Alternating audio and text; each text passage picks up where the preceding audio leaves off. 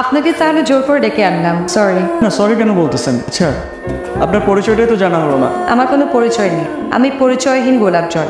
সুভাষ স্বর্ণের জন্যই আমার জন্ম, তাও আবার নিজের না, গোলাপের। গোলাপ আমি কোনোদিন হতেও পারবো না। খুব কঠিন কথা বললেন। আমার নাম মীরা, এই শহরেই থাকি। আপনার পরিচয়টা? আমি রাফসান, বাইরে থেকে পড়াশোনা করে আসার পর এই হলটার দায়িত্ব আমি নিয়েছি। আচ্ছা কিছু মনে না করলে আপনাকে একটা কথা বলতে পারি? আপনার নম্বরটাকে আমি পেতে পারি? আপনি যদি ফ্রি থাকেন তাহলে একটু কথা বলতাম আর কি। পড়াতে চাই শিক্ষিকা মীরা হাসান। ও আপনি ইংরেজি পড়েন? আপনি কিন্তু চাইলে আমার সিনেমা হলের বাইরে কিছু লিখতে ছাপাই দিতে পারেন। মেয়েটা কি অদ্ভুত, কিছুই বোঝা যায় না। যা কিছু যা বলে তারও কিছু বুকের ভেতরে রাখে। কি এমন দুঃখ তার, বুঝি না। আপনাকে এখানে ডাকলাম, আপনার সমস্যা নেই তো? সমস্যা কেন বাবু? আমার জীবনে আলাদা করে সমস্যা বলতে কিছুই নেই। একটা মানুষের জীবনে সমস্যা বলতে কিছু নেই। বই পড়েন? হুমায়ুন আহমেদ প্রিয়? অনেক বেশি।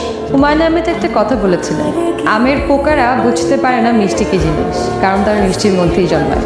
আমিও ঠিক তেমনি সমস্যার মধ্যে জন্মেছি, তো তাই এই সমস্যা বলতে কি এটা আলাদা করে আমি বুঝতে পারি না।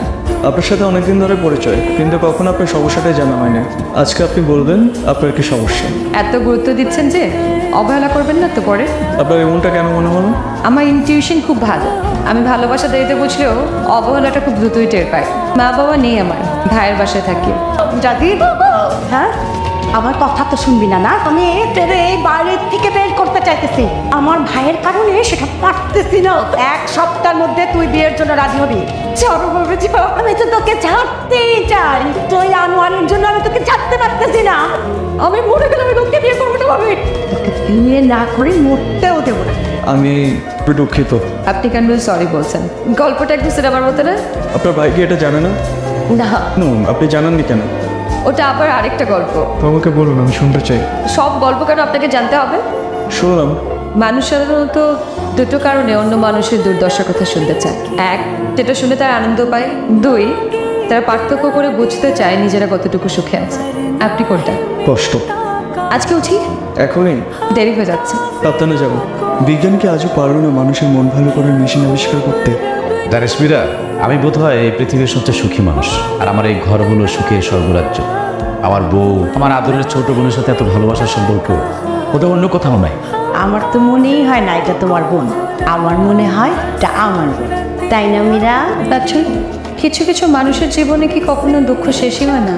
অবশ্যই হয়। এক মুঠো বেদনার পরেই তো মানুষ সুখের দেখা পায়। পৃথিবীর সবার ক্ষেত্রে কিন্তু এই থিওরি কাজে লাগে না। কখনো কখনো পৃথিবী মানুষের চিন্তার থেকেও বিচিত্র।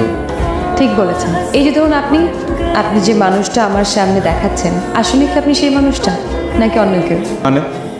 বাদ দিন, আপনি বরঞ্চ কবিতাটা শোনান। এখন নাটক। একজন বনলতা সেনানী, শহর জুড়ে আছে আল্লাহর চুল, অবাক তরুণী, যার চোখেতেই শেষ এই হৃদয়ের ধারে কাছে। এখন হাত ধরার ব্যাপার ভীষণ সহজ, হয় না ধরা অমন আপন করে। হাতের কি দোষ বলো? এখন গানগুলো আগের মতো নেই, সেসব কেঁপে কেঁপে ওঠে বাজারে প্রেমের ঝড়ে। প্রথম শব্দে প্রেমিকাকে চেনে না সে, সব কণ্ঠই প্রেমিকার মনে করে। যে কারণে জীবনানন্দ হলেও আসেনি ফিরে। প্রফেশনাল প্রেম কখনো কি তাকে মানায়? অচেনা থাকে সবাই, যা ছিল চেনা। কেমন লাগলো? খুব সুন্দর। পৃথিবী হয়তো গোল বলেই মানুষ সোজা সরলভাবে চলতে পারে না। না হলে এত ঝামেলা হবে কেন? কেন একটা মেয়েকে এমন বিচিত্র ঝামেলা জালে আটকে থাকতে হবে? মীরা, এই জমিদার হয়ে গেছিস? এক ঘর থেকে আরেক ঘরে আসতে এত সময় লাগে? টিউশনের জন্য রেডি হচ্ছিলাম। আজকে আসার সময় আনার সাথে দেখা করে আসবি। ভাবি সামনে আমার স্টুডেন্টের পরীক্ষা, তো আজকে পারবো না। আনোয়ারের সাথে দেখা করে কথা বলে আসতে হবে, আমি যেটা বলছি সেটাই। আচ্ছা, আপনি আমাকে কেন প্রতিদিন ডাকেন বলেন তো? অবশ্য তুমি বলতা আমি তোমার ওখানে যেতাম। যাবেন না, অ্যাটলিস্ট আমার সাথে দেখা করার জন্য যাবেন না। কি বলতে ডাকছেন সেটা বলেন। তুমি আমারে পছন্দ করো না, মানুষ সবাই সবাই পছন্দ করবে, অন্ত কোনো কথা নেই। আসলে আপার দিকে তাকে আপার দিকে তাকে অন্য কাউকে বিয়ে করেন, আমাকে কেন? হুট করে আবার বিয়ে হয়ে গেলে তুমি কিন্তু আমার দোষারোপ করো না প্লিজ। পয়সা তাদের করে বলেন না কবুল। কবুল বল। শুভ কাজে এরকম দেরি হইলে হয়। এই কবুল বলো। কবুল বল। বলেন না কবুল। আপনি দেখতে পাচ্ছেন আমাকে জোর করে বিয়ে দিচ্ছে। শালা বন্ধু, বিয়ের শখ মেটা না? আপনি আমার বোনের জন্য যা করলেন ভাই, সারা জীবন মনে থাকবে। কি বলেন? এটা আমার চাকরির একটা অংশ। এটা শুধু আপনি না, আমি সবার বোনের জন্য সেম কাজটাই করবো। আপনি যদি কিছু না মনে করেন, আমি আপনাকে একটা কথা বলতে চাই। আপনার বোনটা আপনার বাসায় ভালো নেই, তার ভাবি তাকে দেখতে পারে না। আপনি যদি অনুমতি দেন, আমি আপনার বোনকে বিয়ে করতে চাই। বলো কি ভাই, এটা তো আমাদের জন্য বড় পাওয়া। আমার কোনো আপত্তি নেই।